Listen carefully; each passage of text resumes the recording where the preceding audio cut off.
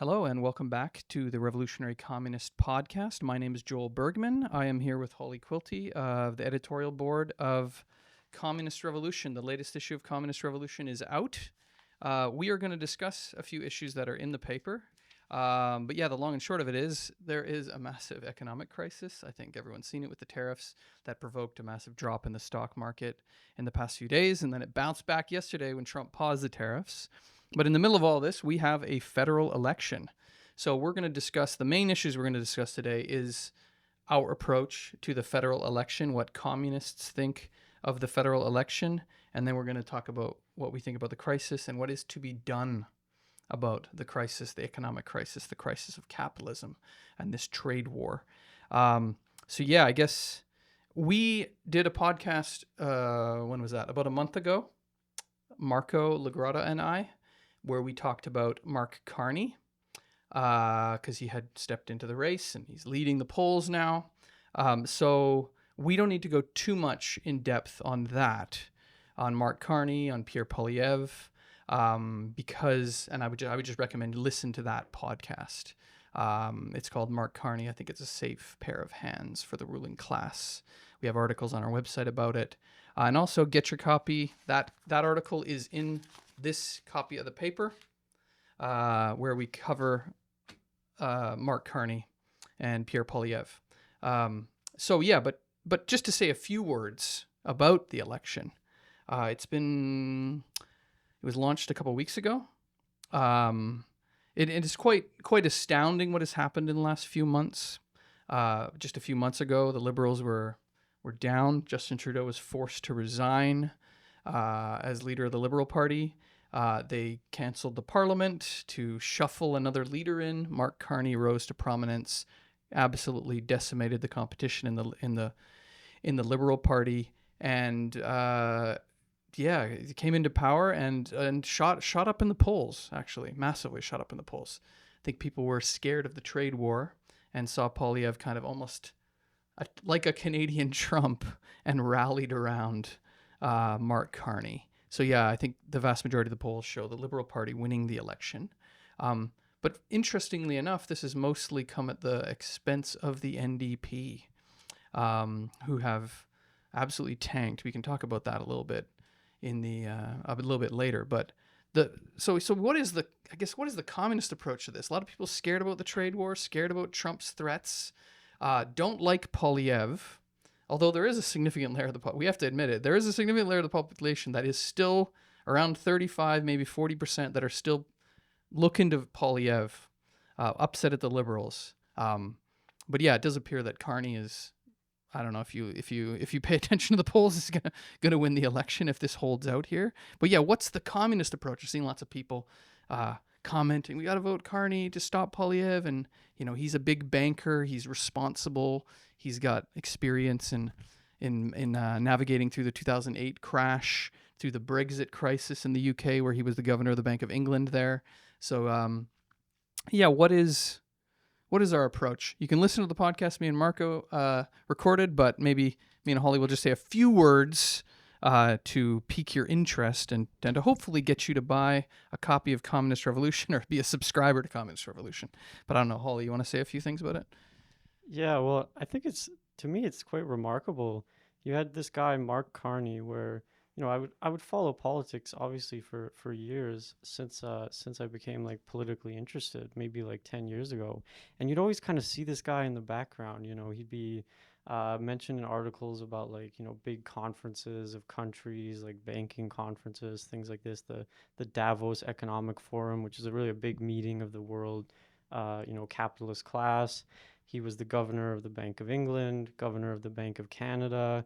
He was almost like a financial genius, like wonder boy in the eyes of the ruling class. But he was always sort of in the background, and he was never really a professional politician or like an elected politician. He was more like a safe advisor to the ruling class, which often carried out, austerity and attacks on the working class while he was in these advisory roles. But now you have him, obviously, he has risen to prominence as prime minister, while not even holding an elected position in the parliament, which I believe is the first time in history that that's happened in Canada. I think so, yeah. Yeah. So it's a quite, amazing turn. And the revival of the liberals is also just an amazing sort of turn and shift in the situation. I think you see how throughout this election the question of Trump is just looming over everything. Trump, the trade war, the crisis which already existed. Maybe I'm jumping the gun. I think we'll talk more about the crisis a bit later. But it already existed, and now Trump is just it's gasoline on the flames, really. So it's an amazing sort of turn of events, and I think people are rightfully obviously concerned and scared about Polyev for first off, I guess, in a sense. It's clear that obviously he plans austerity. He says, he wants to, achieve a balanced budget. Although remarkably, he doesn't. I think he said he wants to balance it. He won't say exactly when, because he's inheriting such a mess from Trudeau. But on the other hand, you have Carney who does actually have a date. It was 2030, I believe, right? He said 3 years, I think. Oh, in 3 years. Okay. Sorry, I was apparently remembering it more optimistically. And I mean, we'll talk about it, but that means obviously massive austerity, and in particular, cuts to things that make life worth living for the working class and for ordinary people. And just want to quickly mention as well, Joel, the jobs on the chopping block. I think we're beginning to see already the effects of the economic crisis, the trade war, leading to layoffs. And so this is an existential. It feels almost apocalyptic shift in the situation in Canada from relative stability and peace and class peace, I suppose, I guess, to just a tremendous crisis that we haven't seen in several generations. Yeah, that's precisely it. And this is where we have the election. So what are Carney and Polyev doing about it? Well, as you mentioned, they're both hinting. They don't say it always openly about austerity measures, balancing the budget, which is a euphemism, and it always leads to cuts to social services. It doesn't, and especially in these economic times, it will not lead to cuts for supports for corporations. Actually, Carney and the government and provincial governments have laid out, we'll talk about that when we talk about the crisis, billions, the red carpet for corporations actually in supports. So, and actually that's precisely Carney's program. He's willing to go into debt, run up a deficit to have what he called capital expenses while balancing the budget on the side of social expenses. Yeah, and these capital expenses also include military expenditure, new bases, this sort of thing. Yeah, exactly. But a lot of people probably still think that, oh, well, he's better than this demagogue, Polyev, who's raising a war on wokeism and like saying all this Trump type stuff. Yeah, okay, Carney might not like him that much. He's doing some bad things, but at least he's the lesser evil. Well, I would just say, how'd that work in America? How did that work with a lot of people said that about Biden, a lot of people said that about Hillary Clinton. And this is actually just emboldened the Trump movement. It's given them more arguments because the liberals are so hated, they've been able to win over a large swath of the population. And on the question of Carney, as we note in this paper, he has implemented at least three of. He's not even elected. He wasn't elected on this. He's not even elected, so he wasn't elected on this. Nobody's voted on this. But he's fast-tracked implemented three of Polyev's central campaign promises already, which is axing the carbon tax. We've all seen that. If you drive a car, you see that at the pumps. The price has gone down. And he's cut the capital gains tax, which the Liberals, which was supposed to start this summer. That's a gift to rich people, corporations. And he is cutting federal regulations on development projects, i.e. pipelines and other things like that. So this led Polyev to say that he's, quote, plagiarizing my program.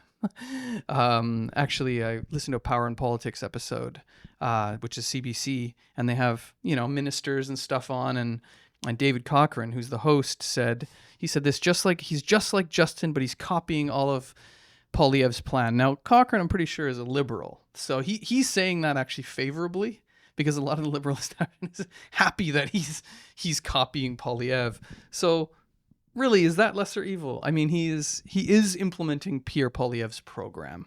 Um, so yeah, I think that's the long and short of it there.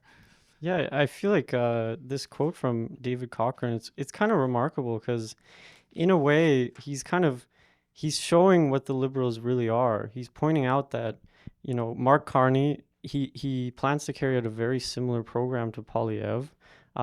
Maybe we'll go into it a little bit more, but it's clear that he has massive austerity in his plans, even though he tries to conceal it.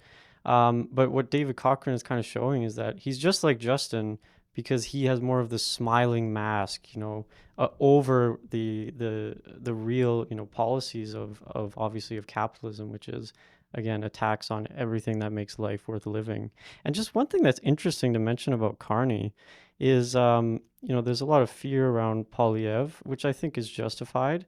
But the thing about Carney is when you really read between the lines of what he's been saying, that he wants to balance the budget for everything except basically for everything except military and corporate handouts, and the fact that there's this economic crisis. You do the math, and we have a bunch of math in our perspectives document. Yeah, which is online. You can read it at Marxist.ca. Yeah, which is kind of a prediction. Or I guess prediction isn't really right, but it's our analysis of likely possible developments in Canadian politics and for the class struggle at the end of the day.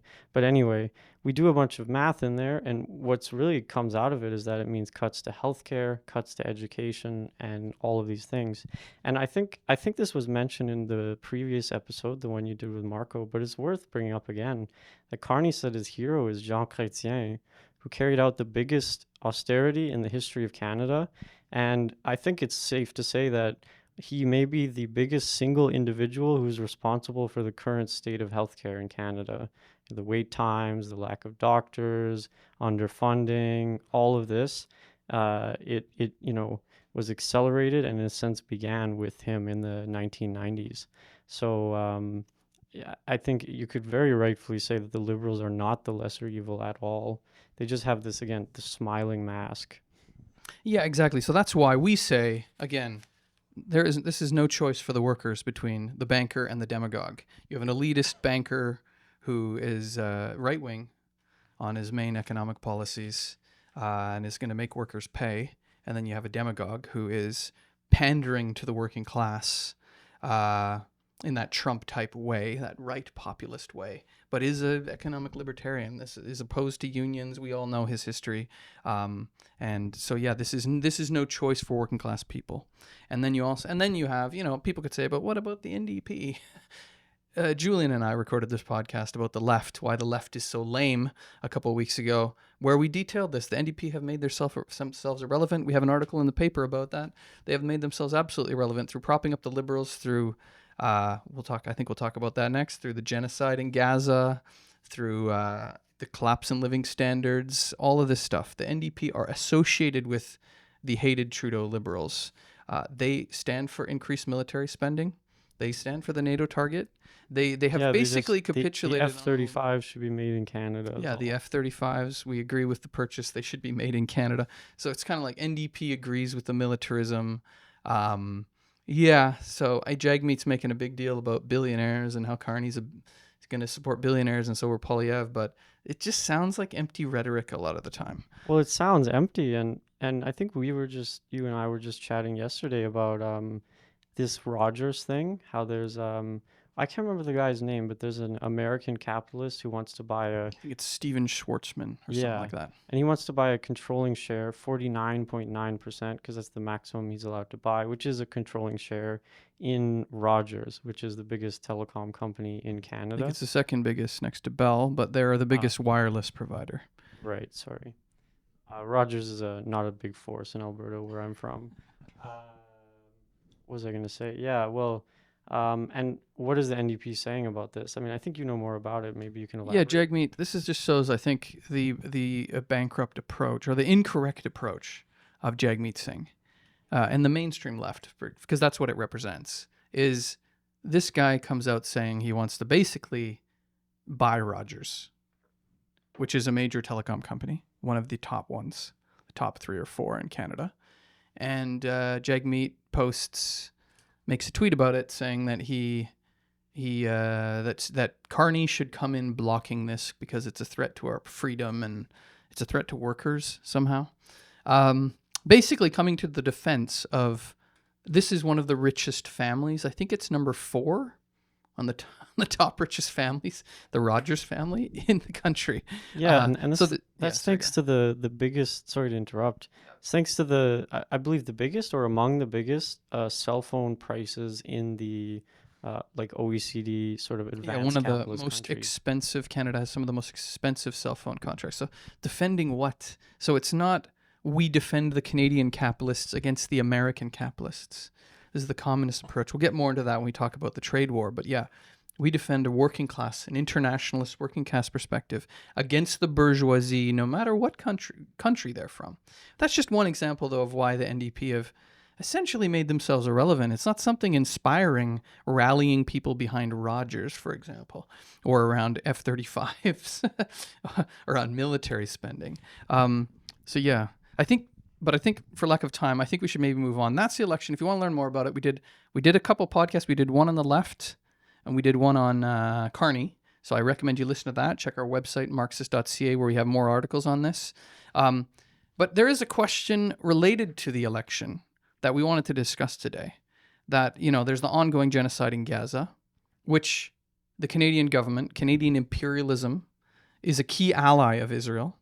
And so they have armed, funded, supported in many ways Israel, are complicit in the genocide of Palestinians. Let's put it that way. Everybody knows that.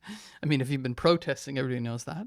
And so the big question, but it's been going on for, Lord, how many months now? 16 months, maybe more, 18 months.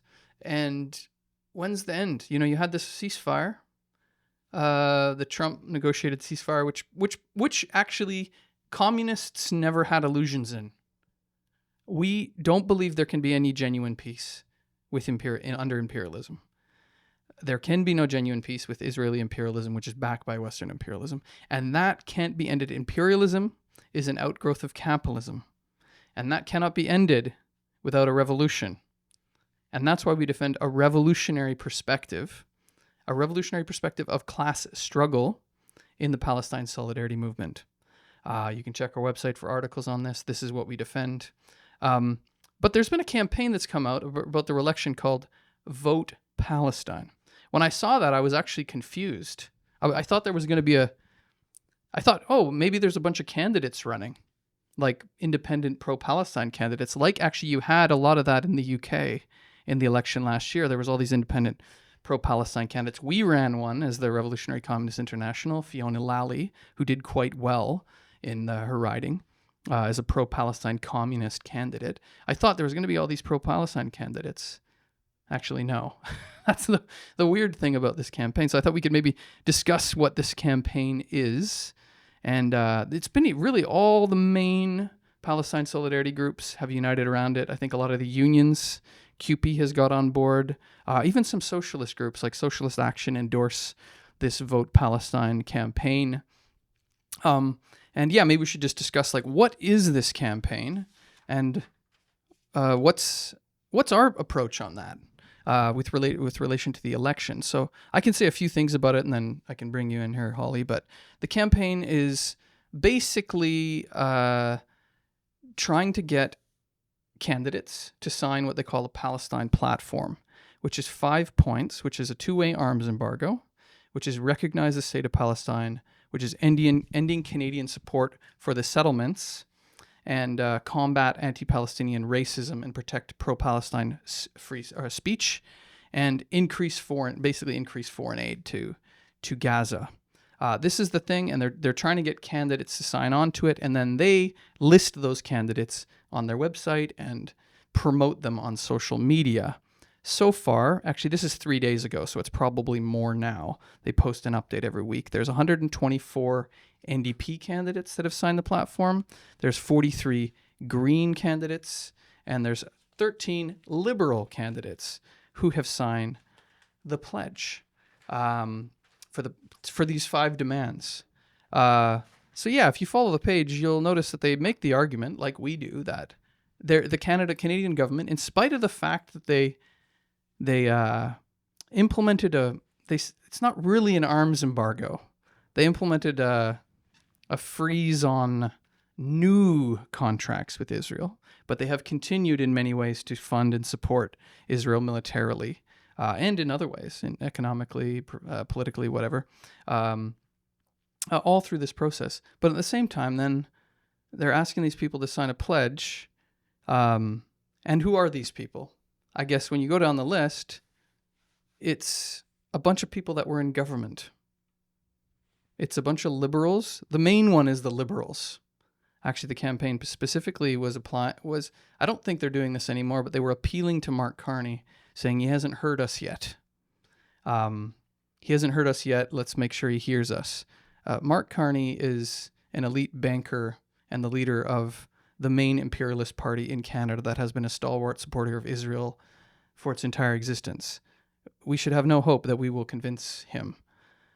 Or Frank to convince any of them would be a waste of time to try to. Because even if they say they agree, they don't agree. You can't trust liberals. They try to tell you what you want to hear. And there's 13 liberals. And let's be frank, like the website is called Vote Palestine, and then it lists their names on there uncritically. This is a recommendation of vote for 13 liberal candidates.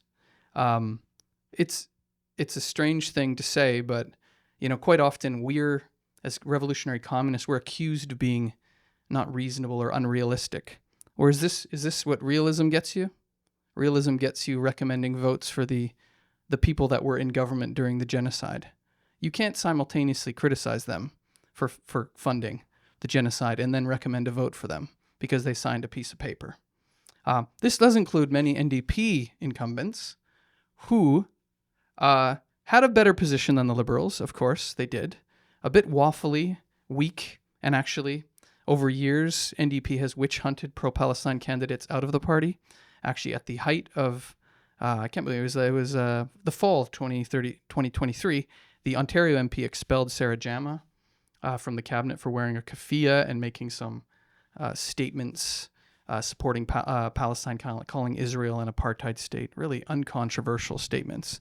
And they made her apologize first. They made her apologize, and then they booted her out of the party, and Jagmeet Singh and the NDP said nothing about that. But even at the federal level, they've basically purged pro-Palestine candidates over the years, especially this was bad under Thomas Mulcair. So the NDP hasn't been consistent, hasn't been bold, hasn't been brave on this issue. In the fall of 2023, Jagmeet Singh even was found on the stage of CIJA, the main Zionist institution in Canada, with Justin Trudeau and Pierre Poilievre, and CIJA was saying, thank God all the parties support Israel. I just think, there's recommending a vote for NDP candidates, different than recommending a vote for Liberal, to be sure, but can we really trust them? Can we really trust them? I think we would not put our trust in the NDP, who've shown that they're too weak and cowardly to stand up for what is right. This is why we are revolutionary communists. We fight for the liberation of Palestine. We fight for revolutionary measures to liberate Palestine. We fight for class struggle methods, which we can talk about in a bit. There's some examples of that. But I've been talking a little while. I don't know if you have anything you want to chime in here with, Holly. Yeah, well, I think it's maybe it's even, you could call it good life advice, to listen to what someone does more than what they just say, right?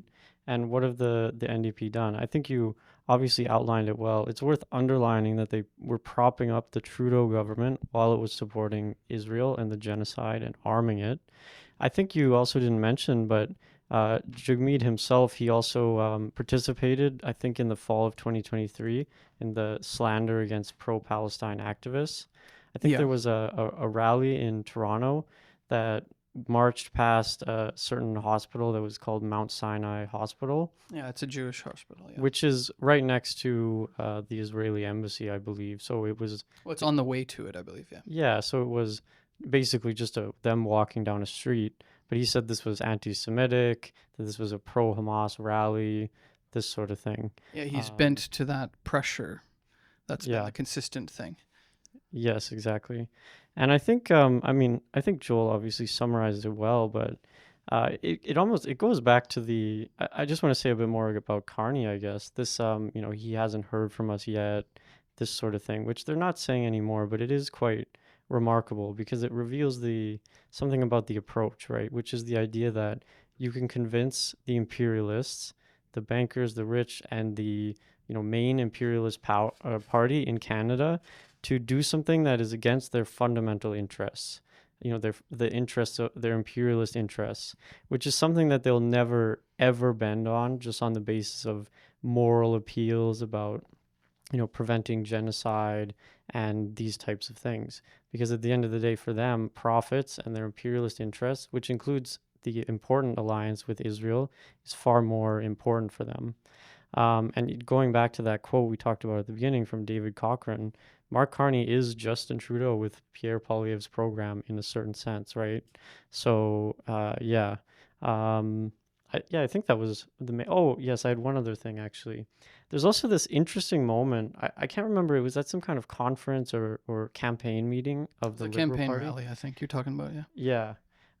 You anticipated what I'm going to say. But there was a heckler, is what the press has been calling him, which I guess is correct, that shouted at Carney that there's a genocide happening in Palestine. And Mark Carney responded, he said, "I'm aware. That's why we have an arms embargo." And it's quite interesting because the fallout from this has been huge. The right wing press is in a frenzy about this, that he's doing anti-Semitism and this kind of thing. The Zionists are also in a frenzy over it. But he actually denied saying the words "I'm aware," which is an acknowledgement that there is a genocide. He said he didn't hear the question correctly, and then I think an Israeli official responded to it quite well, and he summarized the real situation when he said his comments contradict Canada's position on this. And then he goes on to explain that there actually is no arms embargo. They just canceled a few contracts, and that Canada's official position is that there is not a genocide. And so I think, again, it goes back to what we said. It shows you the two-faced nature of liberalism, that they put on a nice, friendly face, but at the end of the day, they still support, the horrific policies of Canadian imperialism. Yeah, they actually have a video of that on the Vote Palestine Instagram, which shows Carney after the fact clarifying that they don't have an arms embargo. And I didn't hear the question. And actually, do any of these liberals actually admit that it's a genocide?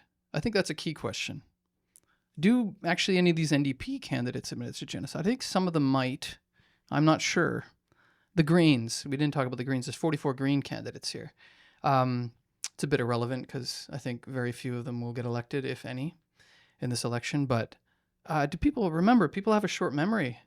A few years back, a handful of years ago, probably now, there was a resurgent eco-socialist, couple of eco-socialist candidates. The main one was Dimitri Lascaris, who's a consistent pro-Palestine, anti-imperialist activist, who was doing quite well in the leadership race to replace Elizabeth May, and they conspired to crush him. They absolutely crushed him. Totally undemocratic.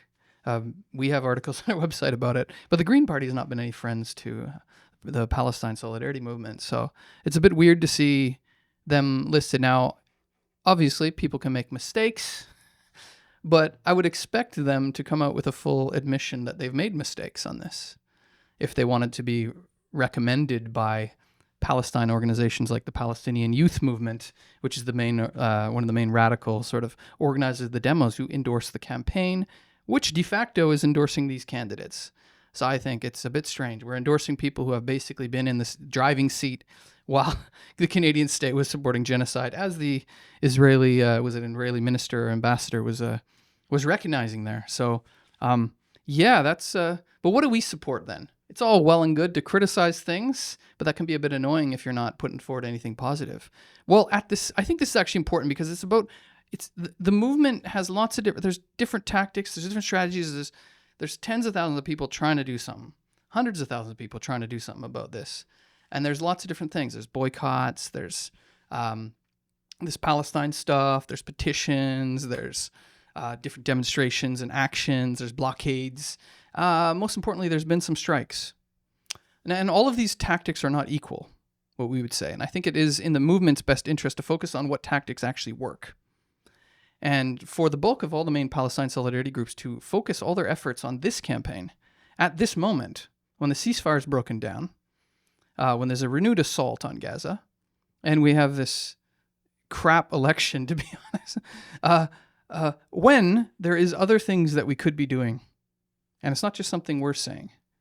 Just in the last couple of weeks, whenever that was, a couple of weeks ago, there was 2 student strikes at 2 of the major universities in Canada. There was one at McGill, I believe it was a 3-day strike, and there was one at UBC, University of British Columbia. Yeah, there was actually a third one too at a small in a smaller town in Quebec for 1 week. It's called UCAL, I think. Oh, right. Yeah, there was. I forgot about that. But anyway, this shows something that we've talked about since last fall. So the Revolutionary Communist Party, we launched a campaign called Student Strike for Palestine last fall, where we thought that this was the best method to take the struggle to the next level. We'd seen the mass demonstrations. We'd seen lots of boycotts. We had seen the encampment movement, which took the struggle to the next level. We said the next level is to shut down the campuses, build a mass movement that forces them to divest, that forces them to stop funding this genocide, and spread it to the workers, right? But you first have to build the student movement.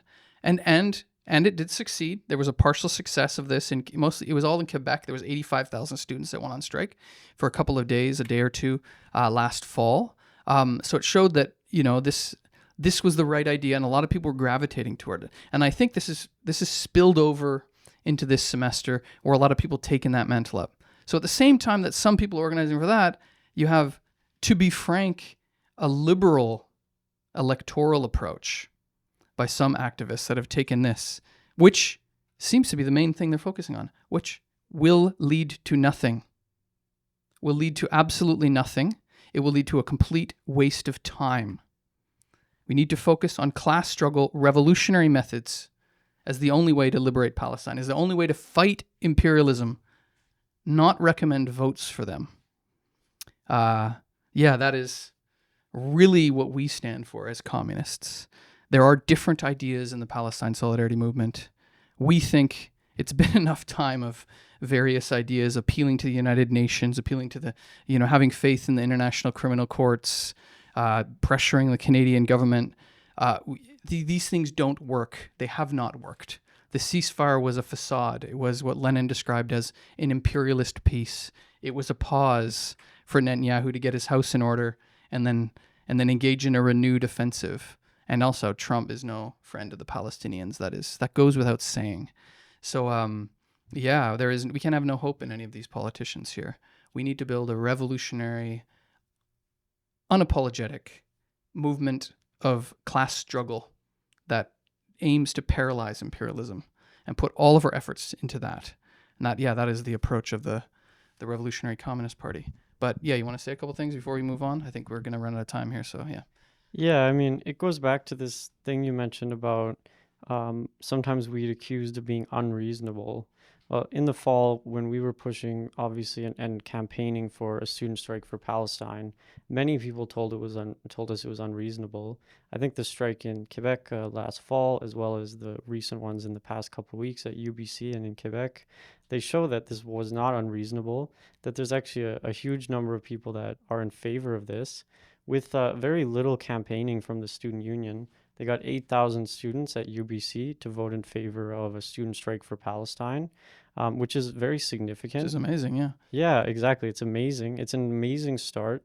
I was talking to Hélène, one of our comrades who was in Quebec in 2012 during the student strike, and she said sometimes the strike votes were even less then. And it was this amazing movement that obviously, brought down the government. The forcing your demands on them, I think, is the key, right? Like I said, you can't just ask nicely for the imperialists to give up on their fundamental interests, but so we need a different approach, which is to force them. And that's why these strikes are so significant.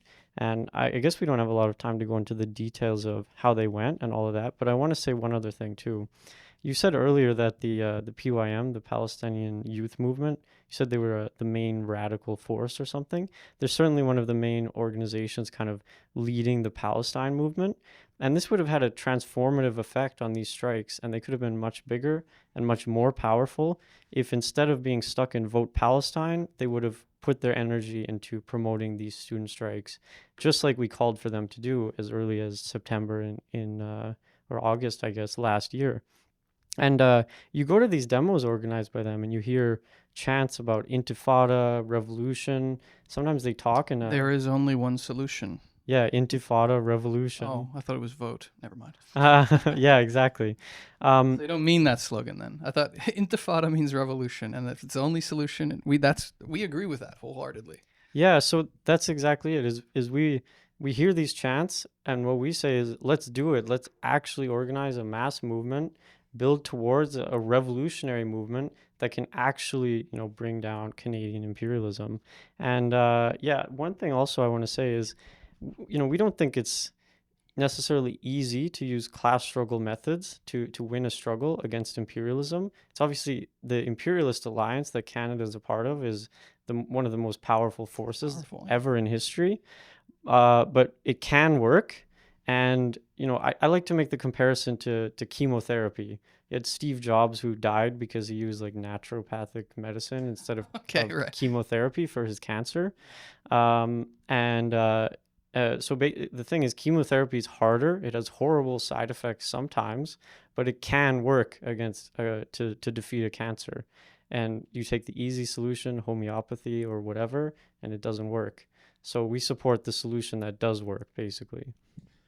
Yeah, exactly. So nothing is easy, actually.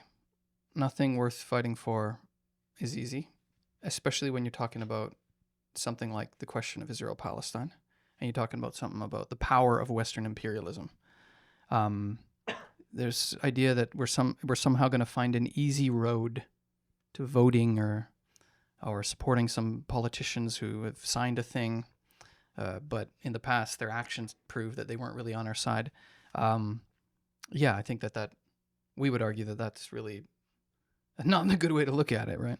But yeah, moving on.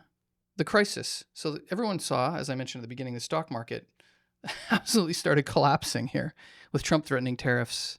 Actually, the big one was threatening tariffs on China and Europe and other. Basically, everyone was getting targeted. Almost everybody was getting targeted by the Liberation Day tariffs that provoked this, the bottom of the system just falling off here.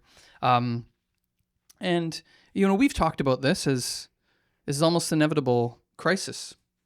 The massive crisis in particular for Canadian capitalism, because Canadian capitalism, if you think about the history of Canada has always been the beneficiary of one of the major imperialist power in the world. First it was Britain, and then it was America, and actually in particular America, because even when Canada was more connected to Britain, it still was economically very connected to America, because America, after the American Revolution, the productive forces were unleashed. The American economy developed by leaps and bounds. It quite quick by the 20th century became one of the dominant economies in the world. And Canada, it's almost this economic inevitability of it all. Canada was tied up with the American market. This accelerated after World War II with the post-war boom. So Canada's developed as basically an economic adjunct connection with the United States. All the major provinces conduct more trade with the U.S. than they do with each other. This has been something that Mark Carney's highlighted. He said we need to build one economy, not 13. So they're trying to break down those trade barriers, but this actually just shows how connected the Canadian economy is. I believe almost 80% of exports go to the American market, and this has been a privilege. It's been a privileged position for the Canadian economy, for the Canadian capitalism, to have that, to be able to just take advantage of the biggest consumer market. It's about 400 million people. but no, just the purchasing power of the American consumer is huge. So to be able to sell automobiles and other things to the American market is huge for Canadian business. And now that is all, and that's not it. There's many, many, many industries that rely on the American market. There's lumber, there's oil and gas, there's steel and aluminum. A lot of things have been in the headlines lately that were threatened. These are the things threatened by the tariffs. And this is a massive threat. So these tariffs, and not just the tariffs, I want to say the general breakdown of the post-war order, which was an order characterized by globalization, especially after the collapse of the Soviet Union, free trade, and with it, there was a rapid development of the productive forces. It was, I'll have to say, quite brutal. Actually, in the trade union movement, the general position was opposed to NAFTA, opposed to free trade agreements, because what it did is it completely submitted the market to the interests of foreign companies who would come in, who would attack workers brutally, who would push around the government, whatever. And yeah, there were hundreds of thousands of jobs lost. Actually, there was about 300,000 manufacturing jobs lost over a course of 10 or 15 years just in Ontario alone, due to the free trade policies and this type of thing. But in this process, Canadian capitalism benefited from that. Now, Donald Trump comes in, and Donald Trump he is a bit unpredictable. Obviously, he's his own weird phenomenon. Everybody knows that. But he does represent something bigger than himself. He represents a trend in the American ruling class that is, they want to make America great again. They've lost all the manufacturing, or a lot of the manufacturing jobs overseas. They want to bring it back. They want to stop focusing on the Middle East and Europe and want to focus on the Americas. And so it's not just the trade war. It's also going to be focusing on exacting concessions out of Canada, Mexico, the Americas to, yes, make America great again at the expense of everybody else. So this is a massive crisis. There's already been layoffs. Holly mentioned that earlier. And it's almost as though it's this impending catastrophe. And what do we do about it? This is the question that we need to discuss today. It's a massive catastrophe for Canadian capitalism. It's a massive catastrophe. It's an existential crisis, as it's been described. What do we do about it? Maybe first we can talk about what the major political parties, what the Canadian ruling class is proposing, and then we can get into what the communist response to that is. So I don't know if do you want to start off here? Or what are the main political parties? What are the ruling class in Canada saying about, what do they propose to do here? Well, it's quite interesting because, like you mentioned, they seem to kind of be in shambles. It took them a while to even, I think, accept reality. They were in kind of scrambling. They're scrambling. They're in kind of the denial stage of grief. I think they're starting to reach the acceptance stage. You have Mark Carney saying it's going to be like this for a while. It's not likely that the tariffs will come off anytime soon. Actually, it's remarkable. Trump lifted all the tariffs on most of the world except China, Canada, and Mexico. So Canada, it's like the special relationship that massively developed and enriched the Canadian ruling class is now become a source of weakness for the Canadian economy. What are they saying? Well, I think they all basically agree that they want to try to fight Trump with the methods that are available to capitalism, right? So I feel like the exact proposals of like what the counter tariff should be and that sort of thing, they change often. But what the main parties tend to agree on is that we need to fight Trump's tariffs with some kind of economic warfare like tariffs, counter tariffs on certain American goods. They always change their mind about which goods to target, but this sort of thing. And they kind of try to thread the needle of like send the right message to the US without it rebounding too much against us. Because they're afraid, they know that the counter tariffs will actually make the situation worse. There was an analysis in the Globe and Mail a month or so ago that said that if Trump brought in a 25% tariff, it would have like 4.5% drop in Canadian GDP, which is apocalyptic level. That's massive decrease. That's huge. That's billions of dollars, billions and billions. But then if there were counter tariffs similar to the ones the US brought on, it would go up to like 9%.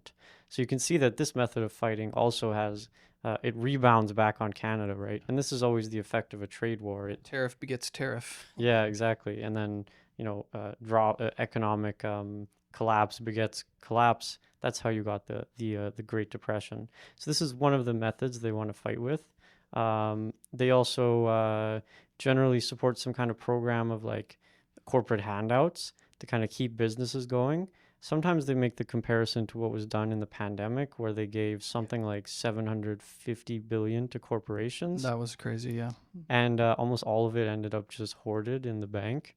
We have some old articles about that on our website, I believe. Yeah, I have numbers here. They came out in February with the Trade Impact Program, which is $5 billion in supports for business.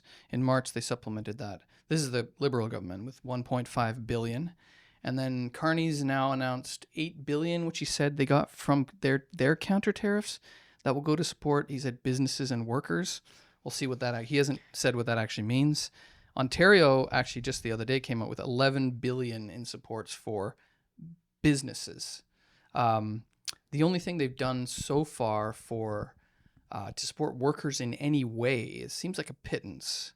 It's really something so small. They just expanded the EI program to allow it to pay a portion of wages, or they've loosened the regulations to allow people to get on it more easy.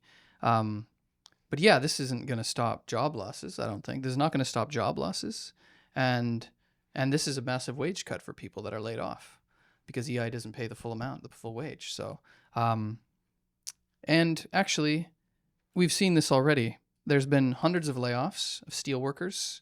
There's been a couple hundred layoffs in furniture stores, and other things. The biggest one is Hudson Bay Company. Actually, listed the tariffs as one of the reasons, the trade war, for closing all their department stores, which is 9,300 job losses. Stellantis, big electronic battery plant in Windsor, employs 3,600 workers, has paused their production for 2 weeks because of the trade war, and they said they could extend it. Job losses in March, job numbers came out in March. The Canadian economy shed 33,000 jobs. 7,000 of those were from manufacturing. That is so far the result of the trade war, and I believe that is just the beginning. That is just the trickle of what is happening. So I think, as you said, I mean, yeah, all the parties kind of. Sorry, if Sorry, I go can ahead. make a quick comment Yeah. before we move on. Yeah, I think the thing we've obviously discussed it in past episodes. It's discussed in our newspaper, in Communist Revolution, all of these things. The thing that's worth highlighting is these methods, the ones that are available to the capitalists. Well, first of all, they won't work to protect the Canadian economy, whether it's for the rich or for the working class, because Canada is just too small. Like its tariffs are. It's like doing acupuncture on like a giant or something. Okay. That's a weird comparison. It's a But my mouse point to is, an elephant or something like that. yeah, Yeah, yeah. exactly. Thank you for correcting that. But my point is, it's Canada does not have the same economic weight as the U.S. It's not even the U.S.'s biggest trading partner anymore. Yeah, Mexico is, yeah. And so essentially, this won't have the effect that they want it to. And they occasionally admit this, which is why they use very, I don't know, lame analogies to things like fighting bullies. They're like, well, it might not work, but it's our duty to stand up to the bully and this kind of thing. And one other thing that they have talked about quite a bit, maybe we won't talk about this here, but it's worth bringing up, is breaking down provincial trade barriers. And sometimes they say this would raise GDP by as much as 5%. But this is not exactly easy to do. It's not clear that it would work as well as they hope. And yeah, I don't know if you want to go into that. I'm not sure we're going to have time to go into that issue specifically, but that is one of the things. They're basically scrambling. They're trying to reduce internal trade barriers, and they're going to try to diversify trading partners. But the fact of the matter is, they can't replace the American market. They can't replace that. Like 90-something% of the oil and gas goes there. I think the same thing for automobiles. Canada's a big automobile producer. The supply chains are all integrated as well. Anyway, we've talked a lot about that in the past, so we don't need to go into all those details.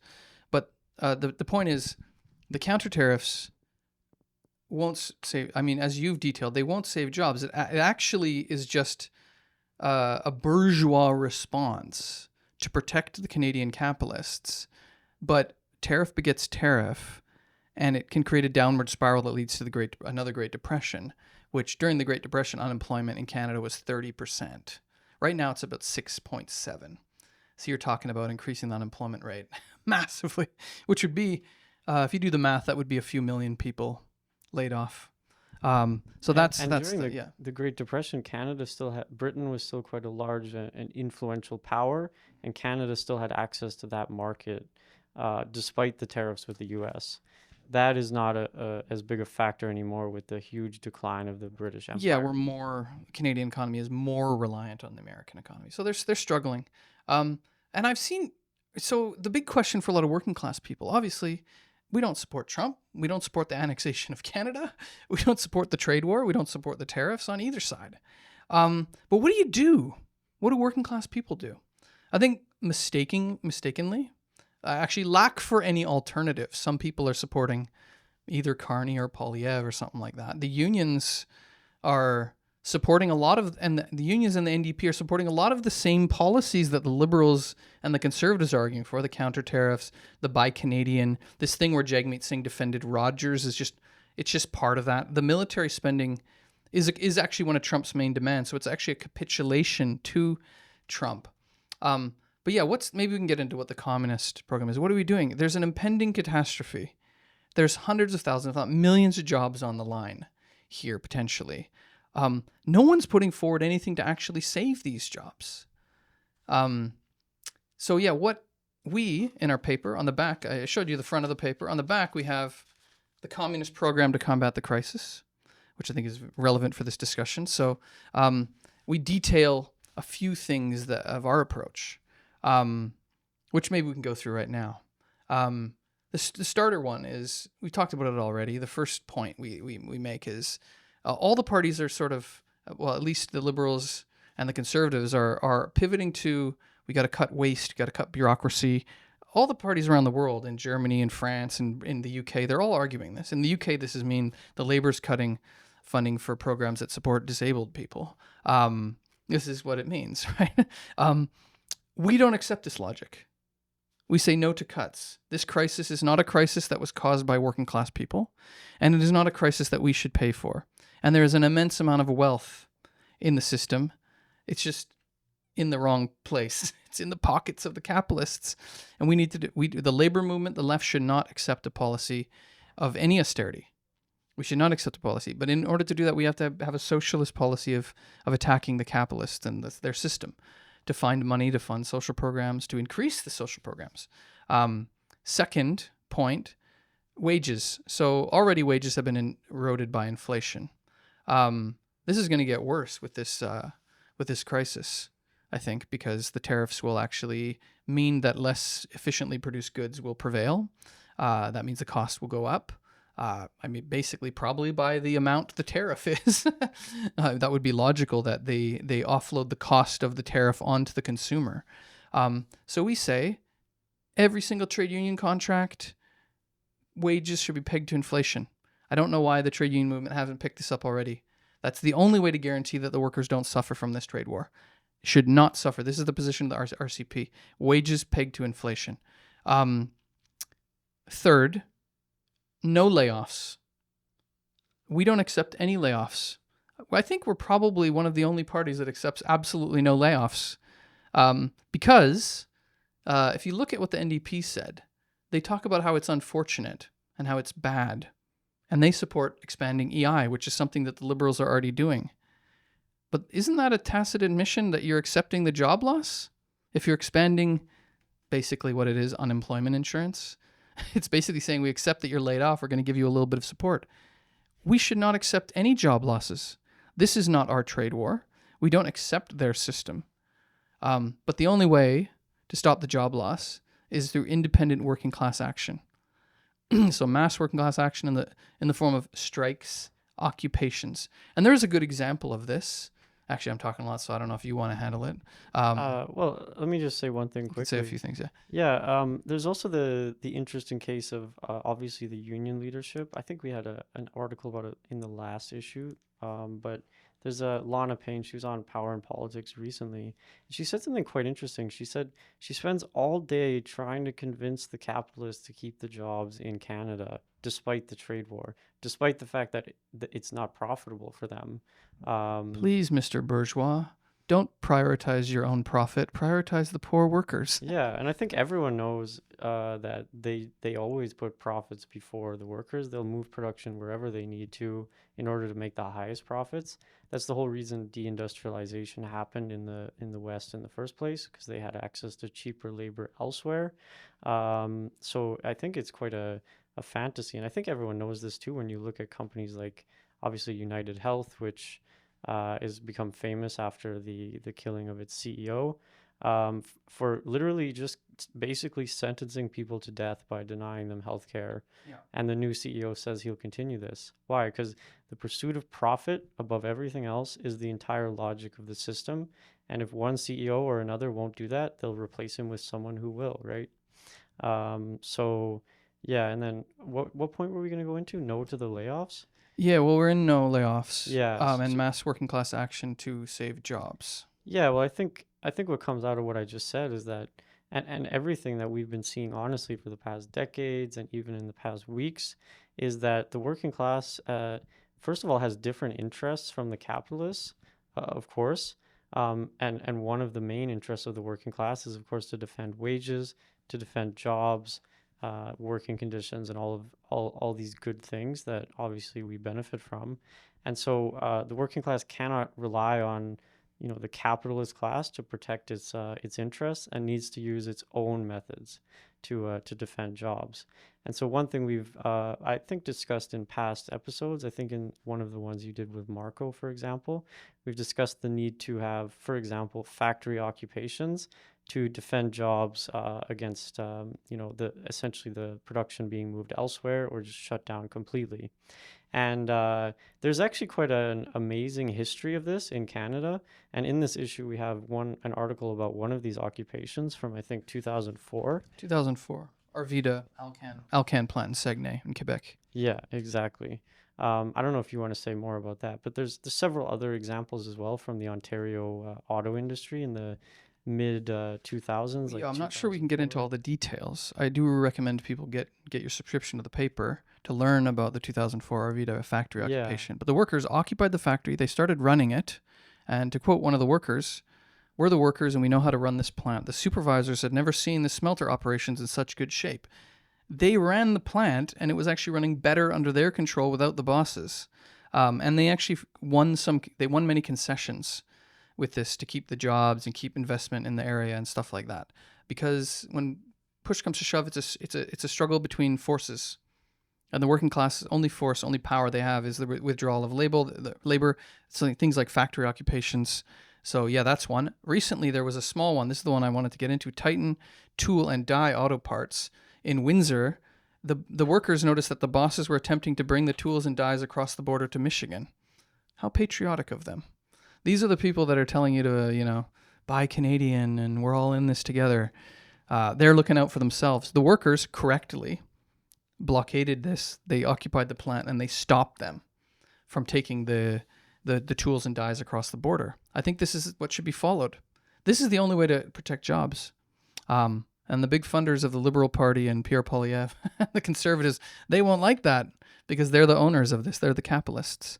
So yeah, ultimately, that is our proposal to save jobs, and it's something that you can already see it with this one example, and the stuff from the past. There's many factory occupations in the history of Ontario in the last 20 years. Yeah, and I think in most of those cases, they either saved the jobs or got very significant severance pay, at least. Yeah, quite often they would save the jobs, or some of them, or get severance pay. So it's that working class militancy actually would get the goods, not trust in bourgeois politicians.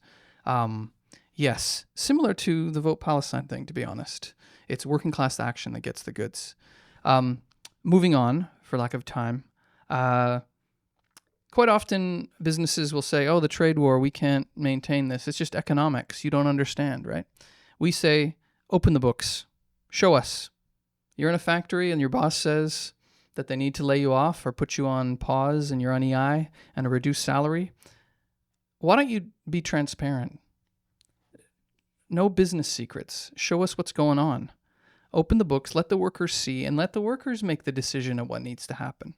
Because in this situation, a lot of capitalists, a lot of companies, they take advantage of a good crisis.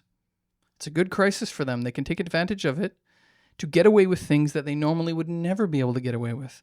It could be crushing a union. It could be laying off a bunch of people that they wouldn't be able to do otherwise because it would cause a big fight with the union or something like that. But yeah, we cannot trust them that they're acting in good faith here. They are not. Actually, we should assume that they're not. So I think transparency, they should open the books and show the workers. This is a socialist measure. It's a step towards genuine workers' control of industry. If the workers can inspect the books and see the runnings of the factory, they can start to work out how the economy works themselves. So really, yeah, we support that.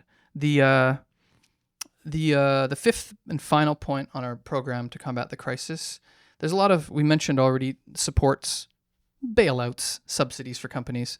Look, the Canadian government, on average, over the past 10 years, has been given over $50 billion to corporations. They've either the Canadian government or provincial governments. This is the case with Stellantis. The Stellantis plant that is paused has gotten massive billions of dollars from the provincial government and the federal government to open this plant up and run it, and they're pausing it. This shows that actually the bailouts don't work. Actually, the bailouts given to the auto manufacturing at best delayed things a little bit, but not really. I mean, honestly, a lot of the time they just pocket the money and lay the workers off anyway. Maybe they delay it a month and then lay them off, and they got a big payout from the government. So I think we can't trust the capitalists. We can't trust the auto manufacturers, the metal or the steel and aluminum producers. We cannot trust them, and therefore we don't hand them large sacks of taxpayer money, public money that will have to come from somewhere. They'll come to us. They'll come to us in the form of cuts to healthcare, education funding, etc. So we say don't bail out any company that's proven that they're prioritizing their profit over the well-being of working class people over entire communities. Should be nationalized. Should be taken. This is a crisis of epic proportions. It is an existential crisis. The Canadian economy does need to shift, even if you argue maybe it needs to shift away from America. How are you going to do that? I'd say expropriate the oil and gas, expropriate, nationalize these auto manufacturers, these steel and aluminum plants, instigate an economic plan of production to retool the Canadian economy, the manufacturing sector, to produce different things, to actually cut the corporate profiteering and greed out of the equation so that we can actually make a rational decision. This is the solution. This is the socialist solution. This is actually the only solution. Anyone arguing anything different, which is we've detailed some things, which are very minor things that are not stopping the job losses, is accepting the negative consequences of the crisis on the shoulders of working class people. So yeah, we need to fight for this program in the labor movement, in society at large, right? Militant working class methods, the fight to nationalize plants that are being shut down, open the books, show us the running of things, what's going on. Don't accept any cuts, any layoffs, peg the wages to inflation to make sure working class people don't suffer. That's what the RCP, the Revolutionary Communist Party, is fighting for. And really, I think that's something to be proud of. But yeah, that's our program. I recommend getting a copy of the paper. I don't know if you have any final words on that. Not really. I feel like you were very thorough, to be honest. Maybe just one very small thing. Yeah, sometimes there's discussion of like, well, maybe retooling the plants won't work because it's not that easy to just replace all the machines and stuff. Sometimes you could only keep the building. I mean, that's fine, but what a plan would do is let us integrate different parts of the economy and shift jobs around to where they're needed and make broader changes than just on the level of like an individual workplace as well, right? And that's really the advantage of economic planning. we could also put the unemployed. Lots of people, especially young people, are unemployed. I think less than 50% of the unemployed are on EI, by the way, because it's so Yeah. hard to qualify for, and it's not very well paying in any case. We could put all those people to work fixing tons of problems in society. For example, there's this huge crisis with Canadian infrastructure. Massive. Yeah. There's the environmental crisis, for example, in Alberta, where I think they estimate it would cost like $700 billion to clean up all the orphan wells, which are toxic. They poison the water and so on. And how much would the infrastructure cost? It's in the hundreds of billions as There's well. lots of stuff to be done. Yeah. So, but it's just that capitalism can't deliver the goods, basically. That It doesn't care about that. It doesn't prioritize that. exactly. So, it really proves that they don't. They've exhausted their right to run society and need to be replaced. Yeah, so a lot of people would probably say what we said was unrealistic, but I would just point to what they're arguing is actually, if this is what is realistic for capitalism, well, that says a hell of a lot about the system now, doesn't it? We don't accept that brand of realism. I think what we're arguing is actually very realistic, the only realistic way to stop this crisis. So yeah, that's what the RCP stands for. Get your subscription to Communist Revolution, which contains the full program. It's also on our website at marxist.ca. Just to end off here. Sorry, just one thing on that sorry. too. You can also purchase bundles of the newspaper if you'd like to sell them in your area and help us spread the word. Yeah, spread these ideas. I think it'll help you spread some very excellent arguments about what a real way forward to combat this crisis actually is, and obviously lots of analysis of many questions that we weren't able to get into in detail today. Yeah, so go to marxist.ca/store, and you can get a bundle of the papers at a discount, and you can distribute them, sell them amongst your friends, family, and your neighborhood, and your trade union, on your campus, wherever you are, to help us spread these ideas far and wide. So yeah, just to end off here. So all these things that we've been talking about, we are facing a massive catastrophe, economic catastrophe, a societal crisis, with the worst effects haven't actually even really began, I'd say. And maybe just started a little bit. But around the corner, you can see the writing on the wall. Actually, all of the main capitalist establishments, the Business Council of Canada, the Canadian Chamber of Commerce, even Mark Carney talks about it. Like, they know that this is there's no argument that no one says things are getting good. Everyone knows things are going to get bad. And we've laid out the options, the political options we have before us. They're proposing bad things, not good things. So what do we need to do? Well, in order to argue this, in order to put these ideas forward, we need a party, right? We have, last May, we launched the Revolutionary Communist Party. And we are a new type of party. We're a revolutionary party. We are not one of these weak-willed parliamentary parties.